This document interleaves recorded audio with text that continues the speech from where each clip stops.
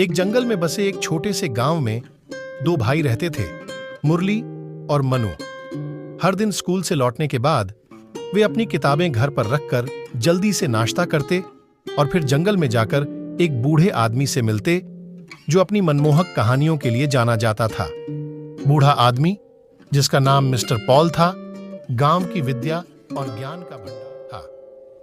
प्राचीन पेड़ों और प्रकृति की मधुर ध्वनियों से घिरी उसकी झोपड़ी उनका पसंदीदा विश्राम स्थल बन गई। यहीं पर उन्होंने पहली बार बिजली की कहानी सुनी थी।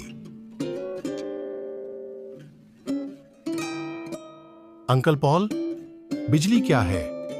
मुरली ने एक दोपहर जिज्ञासा से आंखें चौड़ी करके पूछा। पुरानी जिज्ञासा। बूढ़ा आदमी गर्मजोशी से मुस्कुराया।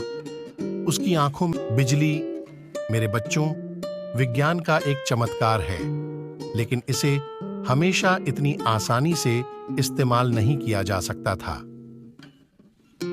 आकाश में चमकती बिजली अपनी कच्ची शक्ति से अंधेरे को रोशन कर देती थी। बहुत पहले हमारे पूर्वज बिजली से डरते थे क्योंकि वे इसकी वास्तविक प्रकृति को नहीं समझते थे।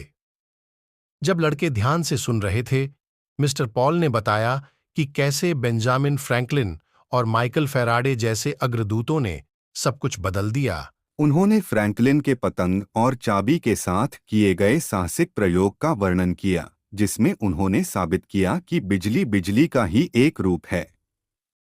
मुरली और मनु ने इस तरह की उपलब्धि के रोमांच और खतरे की कल्पना की।